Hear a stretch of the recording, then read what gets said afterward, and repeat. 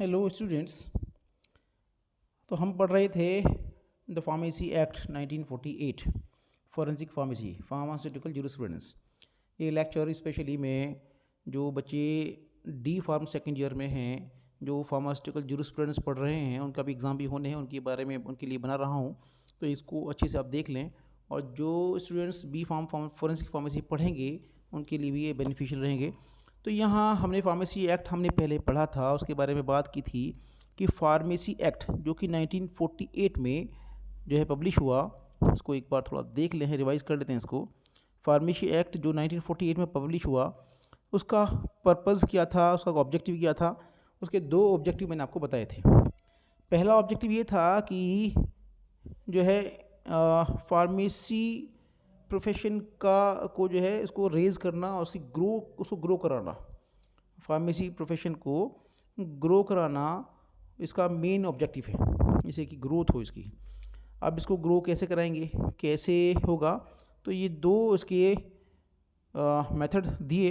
एक तो ये है कि जो स्टूडेंट्स फार्मेसी कोर्स करना चाहते हैं या फार्मेसी प्रोफेशन में एंटर करना चाहते हैं या प्रैक्टिस करना चाहते हैं फार्मेसी की, तो उनको एक यूनिफॉर्म एजुकेशन और ट्रेनिंग दी जाए।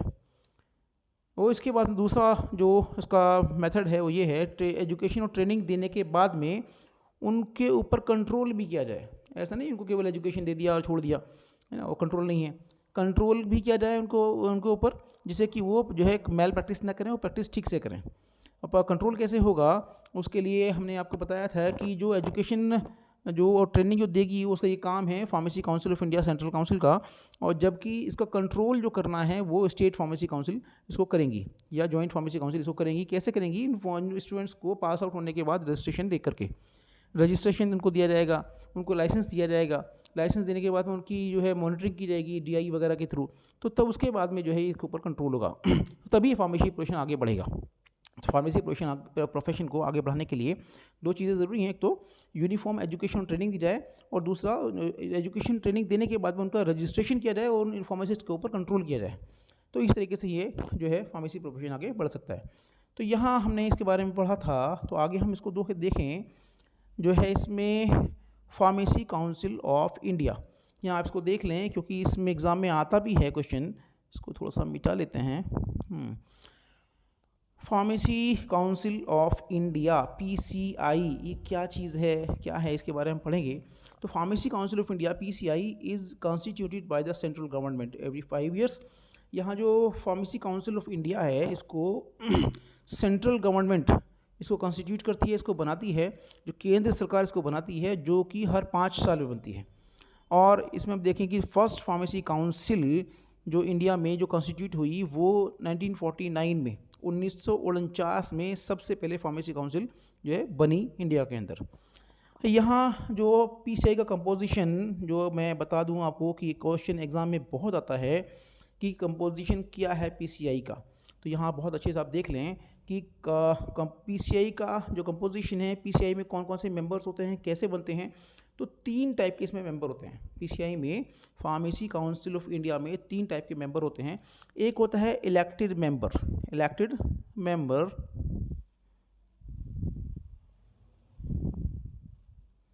एक होता है इलेक्टेड मेंबर, दूसरा होता है नॉमिनेटेड मेंबर, और तीसरा होता है, इसको भी देख लो एक बार आप लोग, जो है ex officio member. Elected member, nominated member और एक्स ऑफिशियो मेंबर। अब इलेक्टेड मेंबर क्या होते हैं, देखें इसको एक बार। तो इलेक्टेड मेंबर जो है, इसमें 6 मेंबर होते हैं जो है, जो कि टीचर होते हैं फार्मेसी के कुछ इसमें। तो 6 member at least 1 teacher of pharmacy. 6 member जो है होती हैं, जो कि इसमें आप देखें कि 6 मेंबर होते हैं इसमें इलेक्टेड मेंबर्स में, जिनको UGC इलेक्ट करती है। UGC के थ्रू जो इनको चुने जाते हैं, UGC के थ्रू चुने जाते हैं, यूनिवर्सिटी ग्रांट कमीशन इनको चुनती है। तो इसमें क्या है कि एटलीस्ट 1 टीचर, जिसमें 6 में से जो है कम से कम 1 टीचर फार्मेसी का होगा, और फार्मास्यूटिकल केमिस्ट्री का, फार्माकोलॉजी का और फार्माकोग्नोसी का। तो 4 तो इसमें टीचर होंगे, जो कि UGC या यूनिवर्सिटी ग्रांट कमीशन जो है किसी इंडियन यूनिवर्सिटी या किसी इंडियन यूनिवर्सिटी के एफिलिएटेड कॉलेज से जो टीचर होंगे उनको इलेक्ट करेगी, जिनके पास जो कि डिग्री या डिप्लोमा कोर्स चला रहे हैं अपने अंदर, तो उन कॉलेज के मेंबर्स होंगे।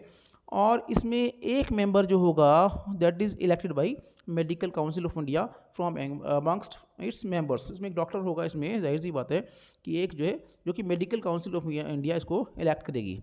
नेक्स्ट है इसमें one member elected by each state pharmacy council who shall be registered pharmacist. तो यहाँ पे क्या हुआ, 6 मेंबर हुए। 6 मेंबर तो इसमें हो गया आपके इसमें, जिसमें कि कुछ मेंबर 4 मेंबर्स अलग अलग फार्मेसी कोर्सेज से होंगे, जो कि यूजीसी या यूनिवर्सिटी ग्रांट्स कमीशन जो है किसी इंडियन यूनिवर्सिटीज़ या उससे एफिलिएटेड कॉलेज जिससे जो है जो डिग्री या डिप्लोमा दे रहे हैं फार्मेसी कोर्स में, उनमें से टीचर्स होंगे। और एक मेंबर जो है मेडिकल काउंसिल ऑफ इंडिया से होगा और एक मेंबर जो है वो ईच स्टेट फार्मेसी काउंसिल से होगा। तो ये इलेक्टेड मेंबर्स होंगे। वहीं हम बात करते हैं नॉमिनेटेड मेंबर्स की।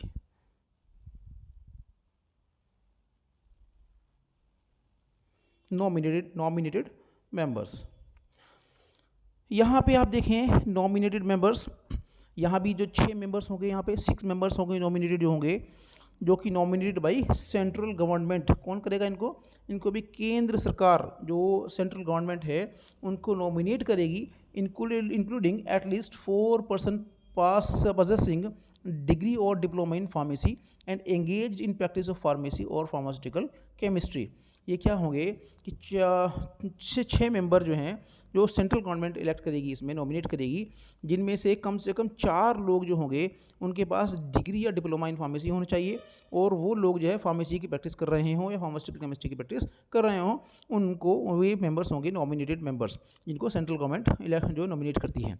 वहीं एक जो है वन रिप्रेजेंटेटिव जो है each of the university grant commission and the all India council for technical education जो AICTE और से एक मेंबर, और एक रिप्रेजेंटेटिव है UGC, एक UGC से और AICTE से एक मेंबर होगा।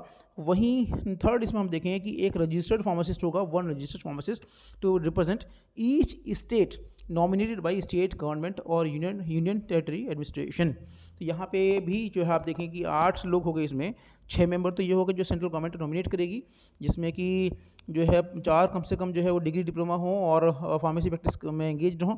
दूसरा एक जो रिप्रेजेंटेटिव होगा ये इसमें जो जितने भी यूनिवर्सिटी ग्रांट कमीशन है वहाँ से, और एक यूनिवर्सिटी ग्रांट कमीशन से, और एक होगा AICTE से, और एक जो मेंबर होगा वो रजिस्टर्ड फार्मासिस्ट होगा। वो हर स्टेट की, हर जितने भी स्टेट्स हैं उसके स्टेट काउंसिल से एक रजिस्टर्ड फार्मासिस्ट होगा। ये नॉमिनेटेड मेंबर्स होंगे। तो हमने 2 टाइप के पढ़े इसमें, इलेक्टेड मेंबर्स और नॉमिनेटेड मेंबर्स। वहीं हम बात करते हैं ex officio members. Ex officio members, जो एक्स ऑफिशियो मेंबर्स हैं इसमें केवल 3 मेंबर्स इसमें होंगे। एक तो होगा DGHS director general of health services, और सेकंड होगा director of central drug laboratory CDL जो कि कोलकाता में है, और थर्ड इसमें होगा ड्रग कंट्रोलर ऑफ इंडिया। तो ये तीनों के तीनों डायरेक्टर्स होंगे जो एक्स ऑफिशियो मेंबर्स होंगे, और ये जो है इसमें PCI के कॉन्स्टिट्यूशन में होंगे। तो हमने पढ़ा यहाँ पे कि 3 टाइप के लोग होंगे इसमें, तो इलेक्टेड मेंबर्स और नॉमिनेटेड मेंबर्स और एक्स ऑफिशियो मेंबर्स में हमने इसके बारे में पढ़ा। तो यहाँ आगे हम देखें कि the president and vice president of the pharmacy council are elected by its members from among themselves. अब जितने भी मेंबर्स हैं उन्हीं में से वो लोग क्या करते हैं कि प्रेसिडेंट और वाइस प्रेसिडेंट को चुनते हैं फार्मेसी काउंसिल की। जैसे हमने आपको पता होगा कि जो पहले जो प्रेसिडेंट थे फार्मेसी काउंसिल ऑफ इंडिया के वो डॉक्टर B सुरेश थे, और आजकल डॉक्टर येवले हैं। तो ये इसमें होंगे। इनको जो मेंबर्स होते हैं उनका इलेक्शन होता है, वही उसको इलेक्ट करते हैं, और मेंबर्स ही जो है तो they have a term of office for 5 years. और जो है ये का जो टर्म होता है इसका ऑफिस का, ये 5 साल तक के लिए होता है। जो PCI जो बनती है, जो प्रेसिडेंट बनते हैं, ये जो 5 साल तक के लिए होते हैं। और any member of absenting without sufficient excuse is deemed to have vacated his seat from the council. A casual vacancy in the PCI is usually filled by fresh nomination or election and the person so nominated or elected holds the office only for the remaining term. अगर जो कोई person इसमें से member इसमें से absent होता है तो उसके लिए जो वैकेंसी होती है तो उसको जो है फ्रेश नॉमिनेशन और इलेक्शन से वो फिल की जाती है, भरी जाती है जो है, और जितना टाइम रह जाता है, रिमेनिंग टाइम रह जाता है, उस टाइम तक वो जो है मेंबर जो है उस वो अपनी पोजीशन को होल्ड करता है। तो यहाँ पे all members of the council are eligible for reelection और री नॉमिनेशन।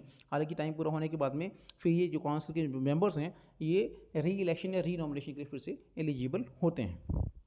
तो यहाँ आप देखें कि द काउंसिल अपॉइंट्स, अब यहाँ पे जो है काउंसिल किस किस को अपॉइंट कर सकती है, करती है, a registrar who act as a secretary and if necessary its treasurer as well. जैसे आप एक जो है काउंसिल एक रजिस्ट्रार को भी अपॉइंट करती है, जैसे मिसेस अर्चना मुदगल, डॉक्टर अर्चना मुदगल इस टाइम जो है रजिस्ट्रार हैं पीसीआई की, तो ऐसे ही जो है रजिस्ट्रार जो को अपॉइंट करती है। दूसरा इसमें है other officers and servants for carrying out it's statutory functions, जो अदर फंक्शंस के लिए अदर ऑफिसर्स को भी जो है अपॉइंट किया जाता है। और थर्ड इसमें है executive committee of the PCI consisting of the president, chairman of the committee and vice president and 5 other members elected by the central council from amongst its members। जो सेंट्रल काउंसिल होती है और उनके members जो है उनको एक जो है प्रेसिडेंट जो है या चेयरमैन ऑफ द कमेटी, जो कि प्रेसिडेंट होता है, जो कि कमेटी का चेयरमैन होता है, और वाइस प्रेसिडेंट को जो है चुनती है, इलेक्ट करती है, और जो कि इनका जो कार्यकाल जो होता है वो 5 साल तक के लिए होता है। और मैंने आपको बताया ही है इसमें कि जो है, तो ये कॉन्स्टिट्यूशन हुआ आपका पीसीआई का। अब यहाँ फंक्शन ऑफ पीसीआई क्या है आगे हम पढ़ेंगे, तो ये आप इसको देखें, पढ़ें, इसको याद करें, और कंपोजिशन ऑफ पीसीआई जो है एग्ज़ाम में आता भी है। धन्यवाद।